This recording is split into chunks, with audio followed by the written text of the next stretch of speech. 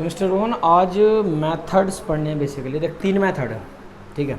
इसके अंदर simple 3 method हैं और उन 3 मेथडों पे प्रैक्टिकल क्वेश्चन भी बनता है।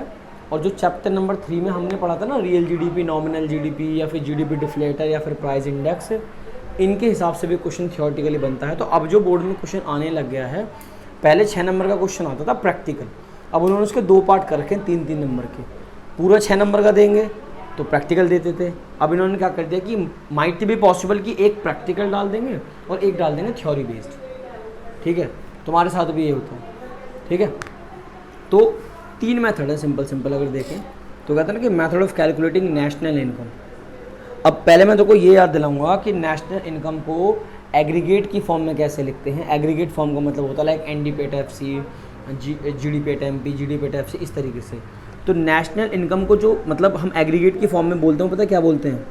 नेट नेशनल प्रोडक्ट, यानी कि NNP, net national product at factor cost. तो ध्यान रखियो कि वो कभी भी मतलब ज़रूरी नहीं है कि हर बार वो लिख के दे, तो उसको इन शॉर्ट बोलेंगे तो क्या बोलेंगे? NNP at FC. तो हमारे पास जो 3 मेथड्स हमारे सिलेबस में हैं, इसके पहले का नाम है वैल्यू एडेड मेथड, जो आज हमारा टॉपिक है डिस्कशन का। दूसरा है इनकम मेथड, ठीक है। और तीसरा है आपका कौन सा भैया?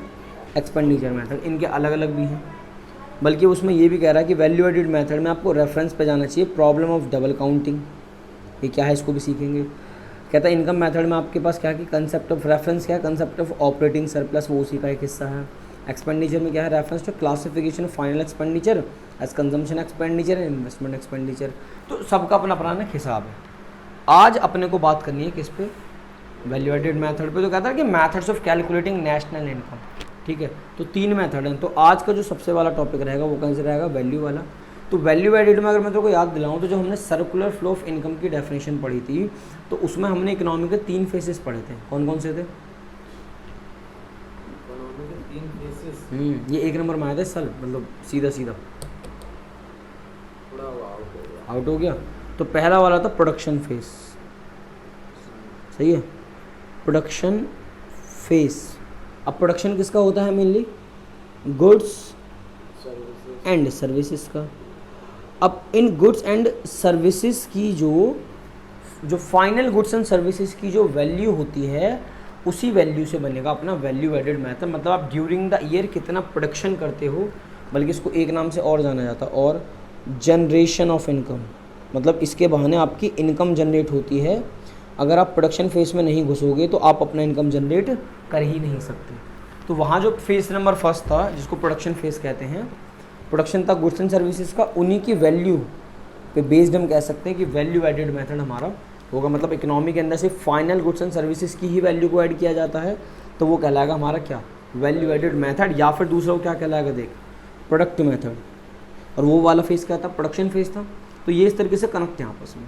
अब बात करते हैं कि वैल्यू एडेड मेथड या फिर प्रोडक्शन फेस क्या है और ये किस तरीके से वर्क करता है। फोन तुम्हारा है, ठीक है, देखते हैं भैया। सुबह तभी हिंदी में भी करेंगे ना, तो हिंदी का अलग हिसाब चलेगा, ध्यान रखिए। ये रहे यहाँ पे। तो इसलिए ना बहुत अलग अलग नाम दे रखे हैं। नाम में दिक्कत नहीं है, जैसे industrial origin method, net output method, ये कोई दिक्कत वाली बात नहीं, इट्स सिंपल चीज़, ठीक है ना। फिर हमने बताया था कि एनएनपी एट एफसी को नेशनल इनकम बोलते हैं, डोमेस्टिक इनकम को एनडीपी एट एफसी बोलते हैं। तो इसको ना पहले पढ़ लेते हैं, फिर इससे क्या क्या फाइंड होगा, इसको कैसे कैलकुलेट करते हैं, उसके ऊपर बात होगी। तो किसी ने सिंपल बोल दिया कि वैल्यू एडेड मेथड क्या होता है, तो हम लिख देंगे it is the difference between value of output and intermediate consumption, that's it. तो वैल्यू एडेड क्या है? Is the difference between, difference का मतलब होता है जो माइनस करके निकालते हैं किस किस के बीच में? वैल्यू ऑफ आउटपुट, ये सर आपकी पहली चीज़ है, ऑफ आन enterprise, and the value of intermediate consumption, ये आपकी दूसरी चीज़ है।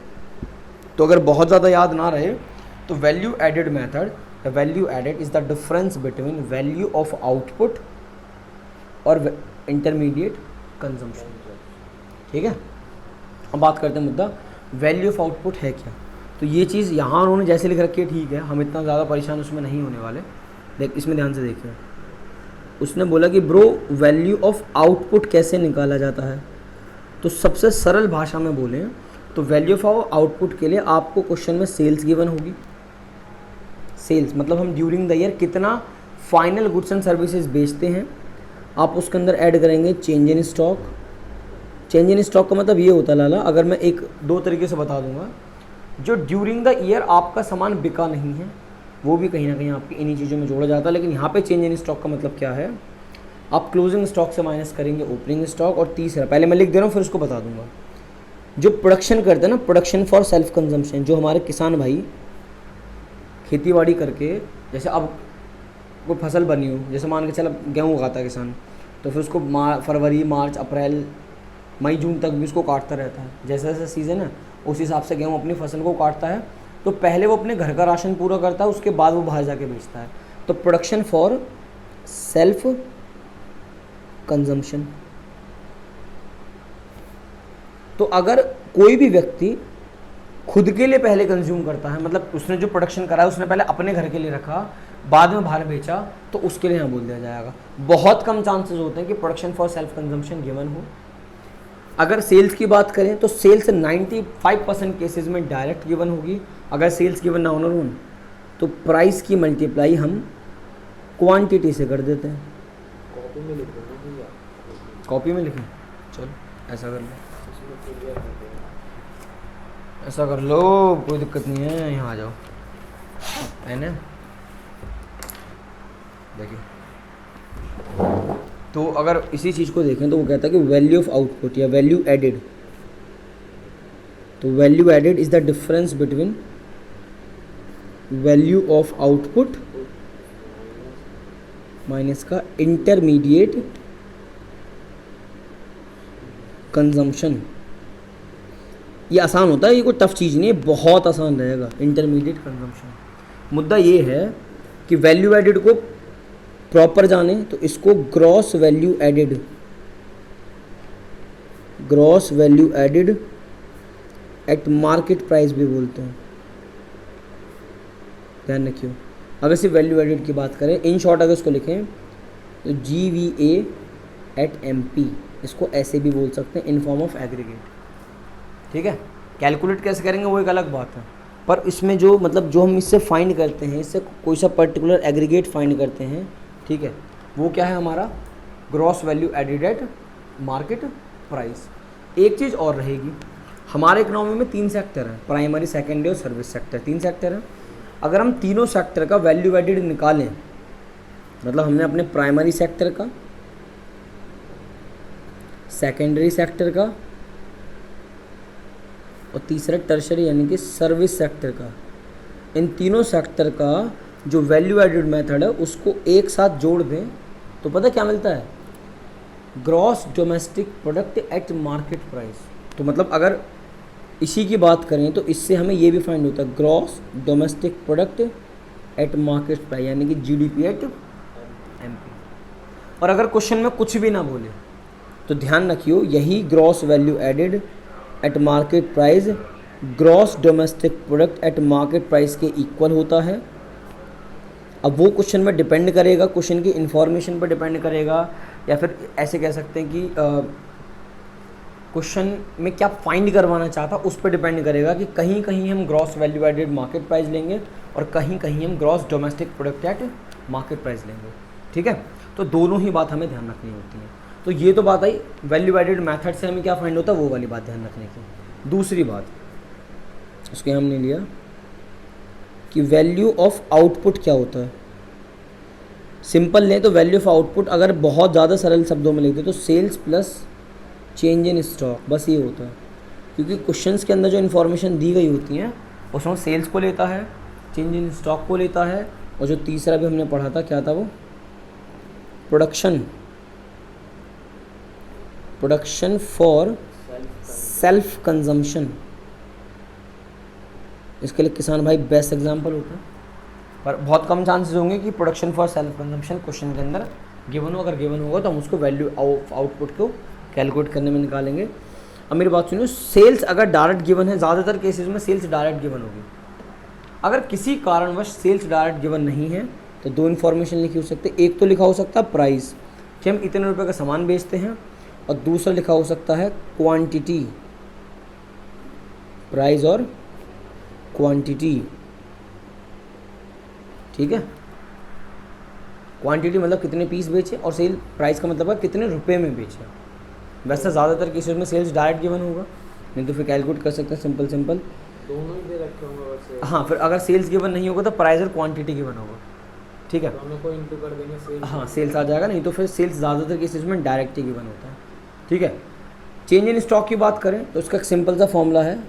ये क्वेश्चन में सर आपको क्लोजिंग स्टॉक दे रखा होगा, उसमें से माइनस करेगा आपको ओपनिंग स्टॉक।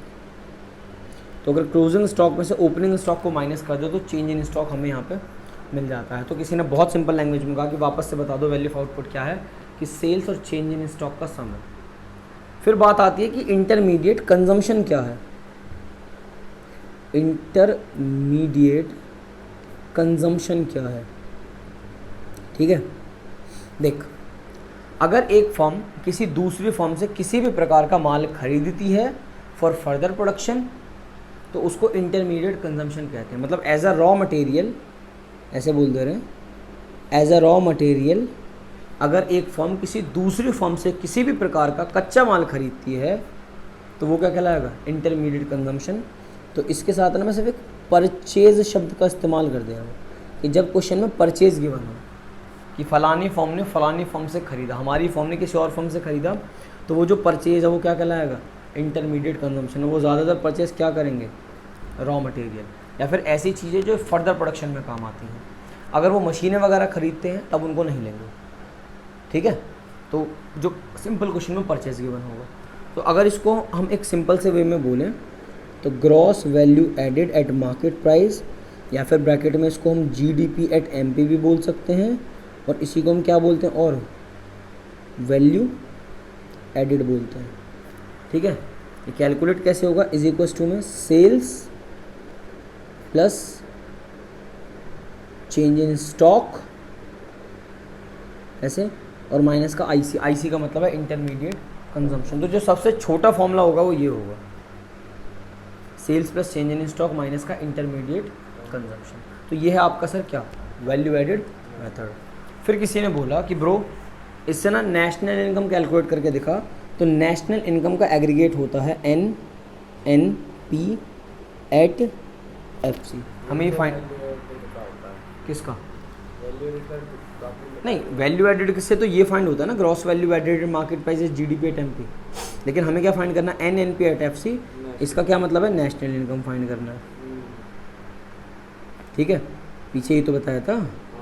अब देख ये जो NNP एट FC है ना, इस gross value added market price से सॉल्व नहीं हो सकता, क्योंकि यहाँ वैल्यू एडेड लिखा हुआ है, यहाँ नेशनल प्रोडक्ट लिखा हुआ है, तो काम नहीं बनेगा। इसको अगर फाइंड करना है तो इस शब्द का इस्तेमाल करना पड़ेगा, GDP एट MP। अब ग्रॉस से नेट जाना है, क्या करेंगे, डेप्रीशिएशन माइनस करेंगे। आपने तो वो बताया था ना, आएंगे वहाँ तक भी। डोमेस्टिक से नेशनल पे जाना है, तब उसके अंदर ऐड करेंगे net factor income from abroad, यानी कि NFIA। प्रोडक्ट का प्रोडक्ट मार्केट प्राइस से फैक्टर कॉस्ट पे जाना है, तो मार्केट प्राइस बड़ा होता है, फैक्टर कॉस्ट कम होता है, तो उसमें से माइनस करेंगे NIT, यानी कि नेट इनडायरेक्ट टैक्स। तो बस इस तरीके से हम इस क्वेश्चन से ये वाली चीज़ें फाइंड आउट कर सकते हैं, ठीक है, सही। अब आ जाते हैं बुक पे, क्योंकि थोड़ा सा ना थ्योरेटिकल फेस इसमें और रह जाता है। तो ये हमने यहाँ तक डिस्कस कर लिया आमतौर पे, यहाँ तक ये रहा। देख, ये gross value added market price है, लेकिन उसको हम GDP एट MP भी बोल देते हैं। देखो मैं कहता हूँ तीनों सेक्टरों को मिला लेंगे, प्राइमरी सेक्टर का ग्रॉस वैल्यू एडेड जोड़ लिया, सेकेंडरी सेक्टर का जोड़ लिया, टर्सरी सेक्टर का जोड़ लिया, तो क्या बन जाता है, GDP एट MP। उस GDP एट MP से डेप्रिसिएशन माइनस करो, नेट इनडायरेक्ट टैक्स माइनस करो, NFIA माइनस प्लस करोगे, तब क्या मिलेगा, NNP एट FC। तो जो वहाँ लिखा है वो यहीं लिखा हुआ है। तो सर आपकी इस बहाने ये सारी चीज़ कैलकुलेट हो गई। इस एग्जाम्पल को पढ़ लियो सिर्फ समझाने के लिए, बाकी जो क्वेश्चंस लगाएंगे वहाँ सीखने को मिलेगा, ठीक है। रीड एंड लर्न, और कल ही देखिए फिर करके कि फार्मर का वैल्यू ऑफ आउटपुट इतना है, कॉस्ट ऑफ इंटरमीडिएट कंजम्पशन इतना है, वगैरह वगैरह। तो 600 में से 200 गए 400, 8 में से 600 गए 200, 1000 में से 800 गए 200, 1200 में से 1000 के कितने बचे, 200। तो एक्चुअल वैल्यू एडेड कितना हुआ है, मात्र 1000 रुपये का। तो ठीक है, इस तरीके से अब आते हैं आगे। जब इस मेथड को पढ़ते हैं लाला, देख अगर कॉमन सी बात करें तो इतना हो गया, हम इतने के दम पे अपने प्रैक्टिकल्स क्वेश्चन लगा सकते हैं, लेकिन आज के लिए प्रिकॉशंस वगैरह के ऊपर भी, मतलब कि वैल्यू एडेड पढ़ते टाइम आपको क्या ध्यान रखना है इसकी बात करेंगे हम। वहाँ पे सेल से सब सुनना, वो कहता है कि अगर आप सेल करते हो या परचेस करते हो किसी भी प्रकार की सेकेंड हैंड गुड, तो आप उसको अपने वैल्यू एडेड मेथड के अंदर नहीं जोड़ोगे।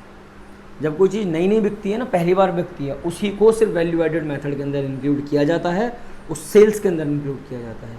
सेकेंड हैंड गुड्स को बेचते टाइम या खरीदते टाइम हम वैल्यू एडेड मेथड के अंदर इंक्लूड उसको नहीं करते, क्योंकि जब वो पहली बार बिकी होंगे ना, वो तभी वैल्यू एडेड मेथड में इंक्लूड हो गई होंगे, अब दोबारा से उसको नहीं करेंगे। फिर क्या कहता है, commission earn on account the sale and purchase of second hand goods include in estimate the value added. अगर आप सेकेंड हैंड गुड्स को बिकवाते हैं या खरीदवाते हैं तो उसमें प्राप्त होने वाला कमीशन आप अपने नेशनल इनकम में नहीं जोड़ेंगे सिंपली, ना ही उसको वैल्यू एडेड मेथड में जोड़ेंगे। जब पहली बार कभी हुआ होगा तब एक अलग बात है, तब जोड़ लेते हैं। कहता on account production of goods, on account production of goods लिखा हुआ है यहाँ पे, goods on account production of goods of the production unit is taken into account while estimate value added because these goods are like those produced for the market, they are simply not sold owing their need by the production of themselves. Car used by the car producer as a transporter, they are the employee. बता दो क्या मतलब है। कहता है कि भैया देख, अगर आप ऑन अकाउंट प्रोडक्शन, अगर आप खुद से, अब वो क्या कह रहा है, car used by the car producer. अब टाटा कंपनी कार बनाती है, अगर उसने अपनी ही कार एज ए ट्रांसपोर्ट के लिए अपने एम्प्लॉयज़ को दे दी कि हम आपको एक कार दे रहे हैं और आप इससे आना जाना करोगे, तो ये कहता है कि it is taken into the account, आप उसको अकाउंट के अंदर लेंगे, taken into the account while estimating value added. यानी कि जब आप, वो कह रहा ना कि on account production of goods, सिर्फ गुड्स की बात कर रहा है, सर्विसेज को जहाँ तक वो मना करेगा। ठीक है, देखते हैं इसको, देख इसमें था, यहाँ पे था, इसको थोड़ा सा और ब्रॉड ले लेते हैं, क्या है लिखा हुआ सारा है, ये रहा, production of goods for self consumption. अगर आप गुड्स का प्रोडक्शन करते हैं और सेल्फ कंजम्पशन के लिए इस्तेमाल करते हैं, जैसे टाटा ने अपनी गाड़ी बनाई और अपने ही एम्प्लॉयज़ को चलाने के लिए दे दी, तो उसको आप यहाँ पे इंक्लूड करेंगे उस मेथड के अंदर। ठीक है, सर्विसेज क्यों नहीं लेगा वो। ठीक है, तो प्रोडक्शन फॉर सर्विस, इसलिए यहाँ पे गुड्स लिखा हुआ है।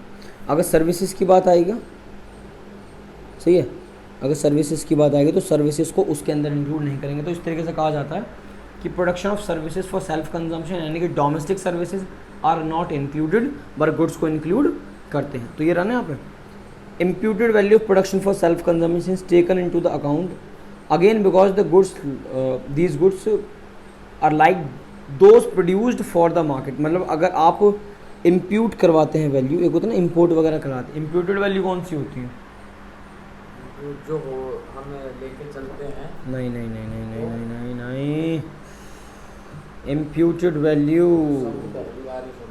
कोई बात नहीं। ये कहता है कि भैया ऐसे एज्यूम कर लेते हैं कि इसको ना एस्टिमेटेड इम्प्यूटेशन भी कहा जाता है सिंपल वे में। ठीक है, तो कहता है कि as assumed value given to an item when the actual value is not nor available. मतलब एज्यूम्ड वैल्यू हो गई एक तरह, इम्प्यूटेड वैल्यू का मतलब है आपको एग्जैक्ट अमाउंट नहीं पता, आपको एग्जैक्ट अमाउंट नहीं पता, जो अमाउंट आप गेस करते हो, एज्यूम करते हो, उनकी वो बात कर रहा है। मतलब ऐसा समझ ले कि एक किसान ने अपने लिए कि 10 कुंटल गेहूँ निकाल लिए, तो उनकी ना एक वैल्यू होगी मार्केट के अंदर, आपको तो नहीं पता है ना, तो आप उस वैल्यू को सिर्फ एज्यूम कर लोगे कि भाई कम से कम भी 10 कुंटल गेहूँ है ना भाई, मोटे मोटे 20-25 हज़ार रुपये के हैं ये, मोटे मोटे 20-22 हज़ार के तो हैं ही, तो उसको भी वो यहाँ इंक्लूड करते हैं। अगर जो प्रोडक्शन कर रहा है वो अपनी गुड्स को सेल्फ कंजम्पशन में इस्तेमाल कर रहा है तो यहाँ जोड़ रहे हैं। अगर आप प्रोडक्शन करते हैं सेल्फ कंजम्पशन के लिए बेसिकली गुड्स का ही, तो ये बात एक ही तरीके से रिप्रेजेंट होगी। सर्विसेज को यहाँ पे इंक्लूड नहीं करता। ठीक है, कर तो रखा है, यहाँ लिखा तो है services are not included, services are not included ना, बट वो goods are will be included. ये imputed value of owner occupied house should be included. ठीक है। जैसे एक होता है ना सिंपल से, अगर ऐसे बात करते हैं इसको, अगर इसके साथ अगर हम इसको लेते हैं तो वो इस तरीके से कह रहा है कि इम्प्यूटेड वैल्यू, इसको दूसरे से देख ले रहे हैं तो उसको यहाँ ले रहे हैं। देख सीखने वाली बात है, क्योंकि क्या नहीं लोग 3 नंबर का क्वेश्चन इसमें बना सकते हैं। तो कह रहा है imputed value of owner occupied house should be included people who live in their own house. अगर आप अपने ही घर में रहते हो तो आप रेंट तो पे करते नहीं हैं, but they enjoy housing service similar to those people who stay in the rented house. आप अपने घर में रहते हैं, आपका किराया बचता है। अरे हम इसी कमरे में अगर कोचिंग पढ़ाना शुरू कर दे तो हमें किसी को रेंट देना नहीं पड़ेगा, ठीक है। तो क्या कह रहा है वो,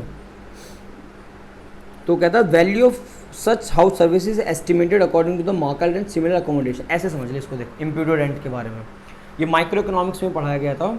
अगर हम अपने इस कमरे को कोचिंग के लिए इस्तेमाल करते थे पिछले साल तक, मतलब अभी तक हमने इस्तेमाल करा मार्च तक भी, तो हमें खुद को रेंट देना नहीं पड़ता था, लेकिन हम वो सारी सुविधाएं इससे ले रहे थे जो रेंट वाले। अब हम रेंट में पढ़ा रहे हैं जाके, ठीक है, हम क्या कर रहे हैं, रेंट पे पढ़ा रहे हैं, तो हम उसको रेंट दे रहे हैं।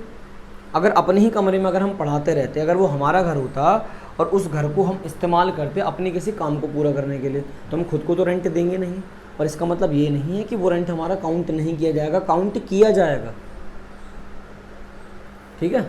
अगर वो जो हम रेंट पे पढ़ा रहे हैं अगर वो जगह हमारी होती तो वहाँ से हमारे जो 10-12 हज़ार रुपये जो टोटल किराया वो ले रही हैं वो हमारे सूखे सूखे बचते, तो इतना भी हम फ़ायदा होता है कि ब्रो ये भी हमारी एक इनकम का हिस्सा है, ठीक है। एक इम्प्यूटेड वैल्यू होता है, तो ये वही चीज़ है, ठीक है। अब ऐसे तो थ्योरी तो कितनी खोज लो, कोई दिक्कत नहीं है। इन्होंने यहाँ लिख भी रखा है। इसके नेक्स्ट पॉइंट में अगर आगे चलें तो कहता है कि वैल्यू ऑफ इंटरमीडिएट गुड्स, आप इसको इंक्लूड नहीं करते क्योंकि वो ऑलरेडी फाइनल गुड्स में इंक्लूड होती हैं हमारी। इंटरमीडिएट गुड्स का मतलब है एक तरीके से जो पढ़ा है ना फाइनल गुड्स और इंटरमीडिएट गुड्स, उसका नहीं लेते। Imputed rent on the owners occupied house, ठीक है, ये वही चीज़ है। तो imputed rent on the owner occupied house is to be taken into the account because all house have rental value no matter these are self occupied और rented out. तो अगर आप अपने घर में रह रहे हैं तो आपको रेंट देना नहीं पड़ता, कितनी अच्छी बात है। इसलिए इंसान पर अगर आपका खुद का वह घर है तो वेल एंड गुड, वो बहुत सारा पैसा वो इसलिए बचा लेता है क्योंकि उसके पास उसको रेंटल मकान में नहीं रहना पड़ता। Services for self consumption are not considered by, देख सर्विसेज को इंक्लूड करने से मना कर दिया। तो इस तरीके से हम मतलब पढ़ सकते हैं कि सेकंड हैंड गुड्स को खरीदते बेचते तो नहीं इंक्लूड करते, उन सेकंड हैंड गुड्स को बिकवाते खरीदवाते टाइम कमीशन कमाते उसको इंक्लूड नहीं करते।